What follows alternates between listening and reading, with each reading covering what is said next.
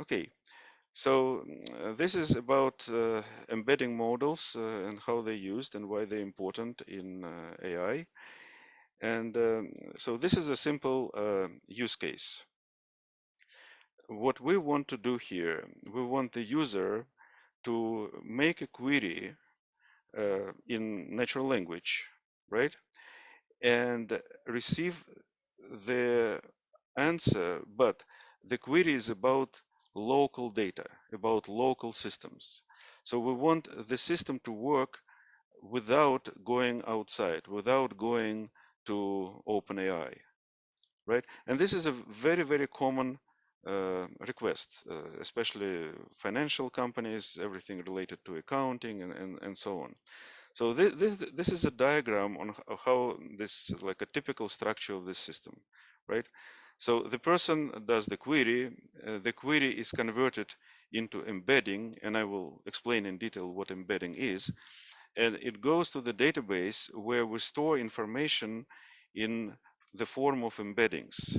So this embedding is compared with the existing data, existing vectors, vector embeddings, that's old terminology, and it does what's called similarity search, and it finds similar vectors. It takes the textual representation, add them to this prompt, and then feeds it to large language model chatbot as a new augmented prompt, and the prompt asks the LLM to answer only based on this information which we included in the prompt.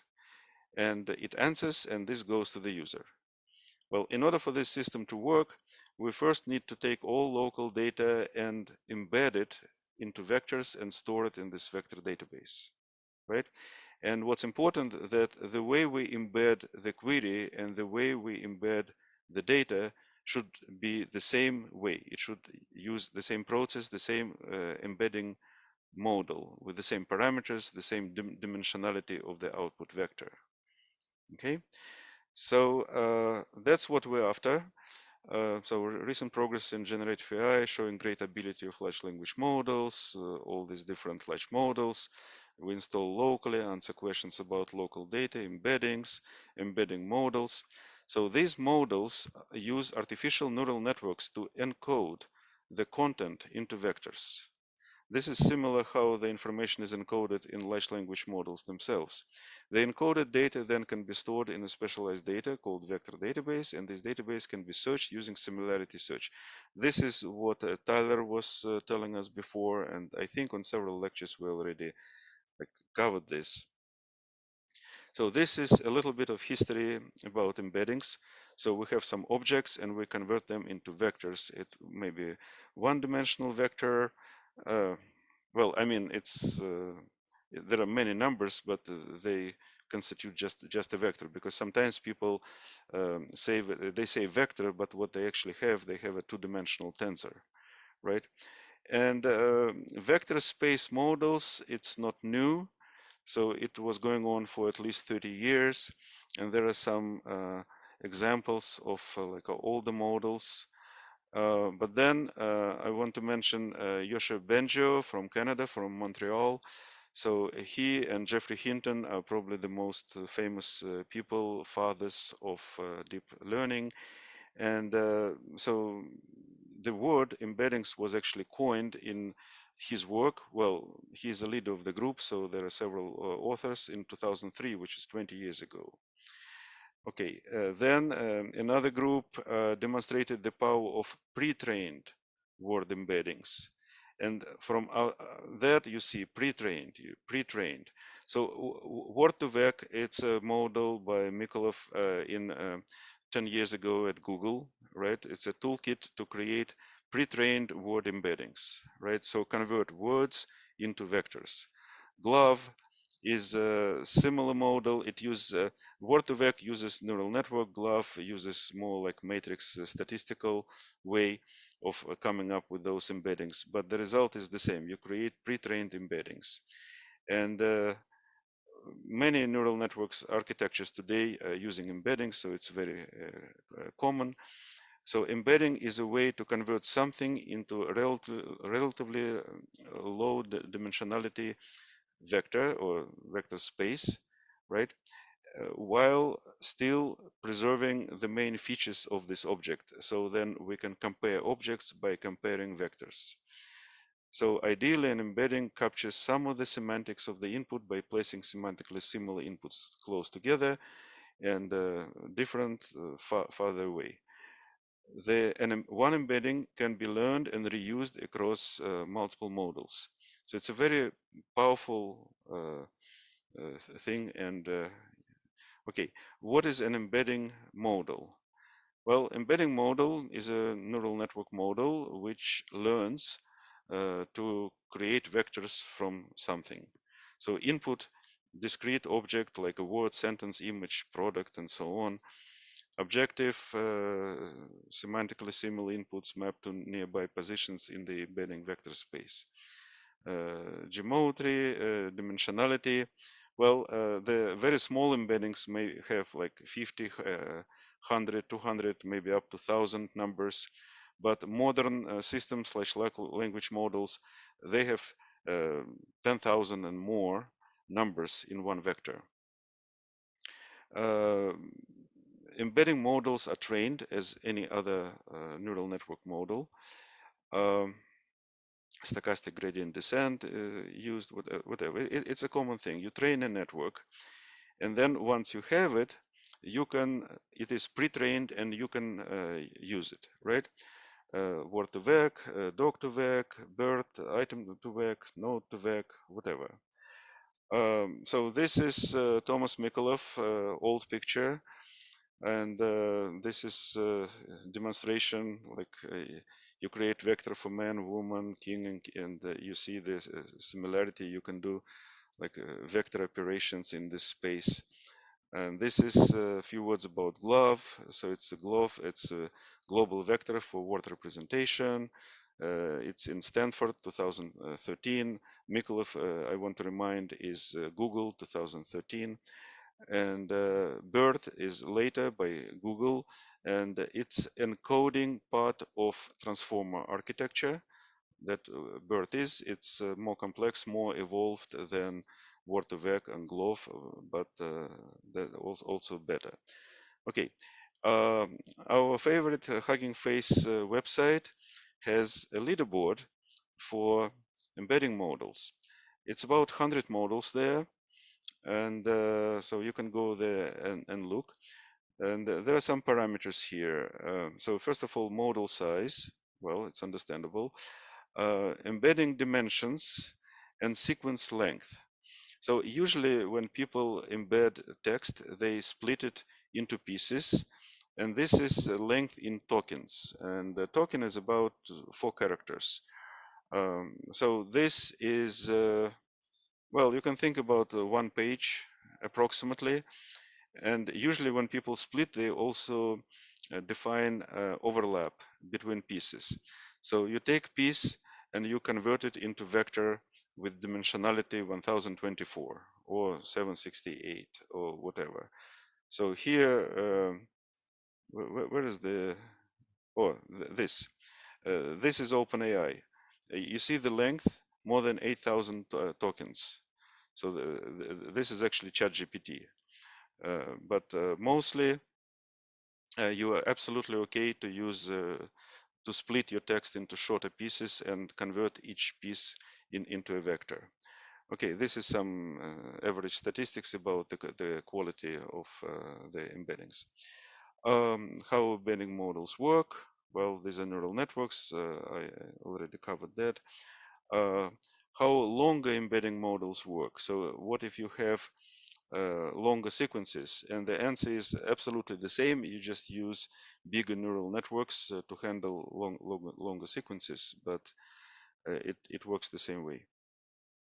Okay, choosing a model. Well, there are many things to choose. Depends on how you will use those embeddings, because some of them are better on classification, and other on clustering, and other on ranking, whatever. So you need to look at the parameters here to decide what parameter is more important for you.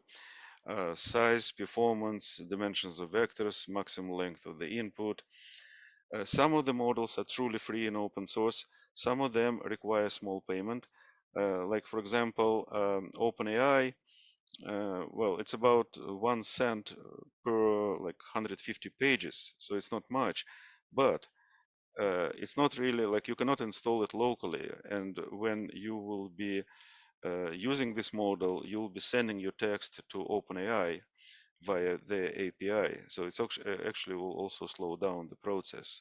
So we'll be sending data via internet. Uh, so all models are neural networks. So they perform much faster if you have NVIDIA CUDA compatible GPU. Uh, okay. So OpenAI embedding model, 1 cent per 150 pages. As I told you, these are some parameters. And so token is about 4 characters in English. One word is on average in English about 5 characters. So 8,000 tokens, it's about 12 pages. This is what the ChatGPT can do, right? And Claude 2 can consume in one gulp 100,000 tokens, which is 150 pages. Whatever, interesting. Using embedding models in LangChain. So we spoke about LangChain, and the next week presentation will be all about LangChain. So it's a convenient framework to work with large language models, vector databases, embedding models, and different APIs to connect all these things together. So you need to install, it's very, very simple. People install LangChain, people install OpenAI, people install TikTok, and export OpenAI API key equals something. So if you using paid version, and you need to like enter your credit card, and then you will be able to get secret key, and you put it in your environment. Well, you can also provide it here in the open, but well, it's not good. Usually you just put it in your environment and nobody can see it. Okay, and here we have several phrases. Like this phrase, for example, is much longer than others, right? We take the embedding model and we create embeddings. And I don't say which model here. Maybe I missed one line here. Okay, and then I just print, and you see that embedding for each phrase has the same length, 1536, right? And then when I do the query and I look at the length of the query, it's also the same length. So text, the whole text is converted not token by token, but the whole phrase is converted into one embedding vector. This may be good enough for your use case, but maybe you want to do it on a token by token basis. So we usually represent the data piece by just one vector and query by just one vector, which is I described here, the OpenAI documentation and LangChain documentation talking about it.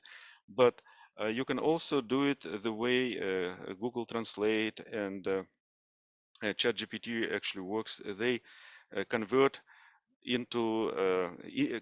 individual tokens.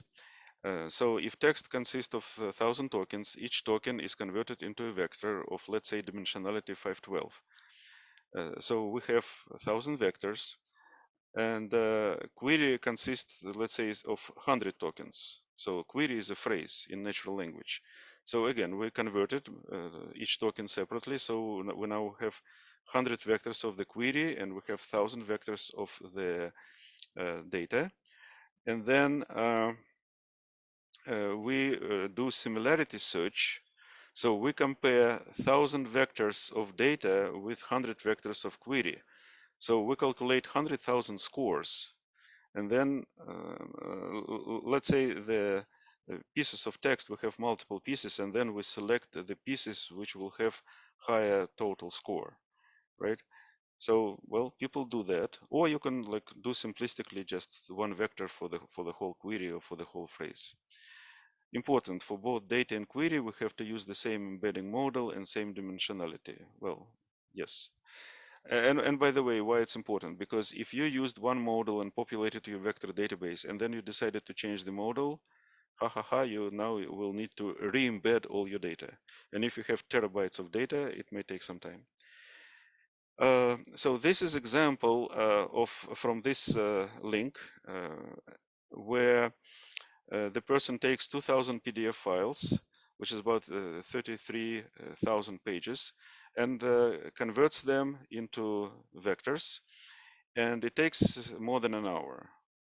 And then what he does, he runs in parallel on like 20 processes, and now it takes only 4 minutes.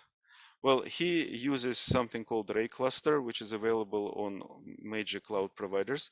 You don't have to use Ray Cluster. You can use any kind of just regular shell script, but you need to have a lot of GPUs to do this parallelization, right? Because remember, embedding is calculated. It's a neural network model, so you need GPUs. So here he used 4 machines. Each has 5 GPUs, so total of 20 GPUs.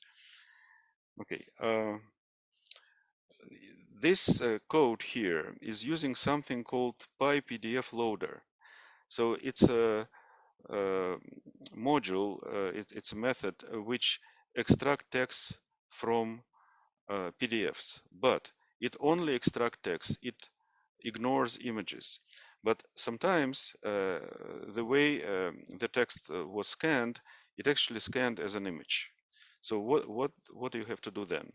Well, you have to do optical character recognition, OCR. And the most widely used system for that is called Tesseract. So Tesseract is this representation of a 4-dimensional cube, like in 3 dimensions. Tesseract was originally coming from HP. You see, it started like 1985, and then it was open sourced, and then for the last about 20 years, it was developed by Google. So it's an open source system. You can download it. You can run it from command line. So this is an example. Tesseract myimage.tif.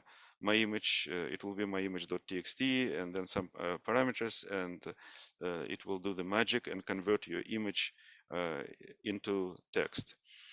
And so it's also available on all clouds as a service. And then, for example, on Google, there's a Cloud Vision API, and it's actually better than Tesseract by itself because it's a little bit smarter. But you have to pay and you have to upload stuff on the cloud. Whereas if you're just using Tesseract, you can just install it on your Mac or on your Linux and install corresponding Python module and just use it locally. Okay, online OCR from major clouds. So here you can just quickly search. There is OCR on Google. You can use Google Bard, which I've done multiple times already. You just copy paste, not copy paste. You upload an image to Google Bard, and it can read it and provide. It's anyway. Amazon Cloud, Azure AI Vision. Okay, this is it for this presentation. Let me stop recording.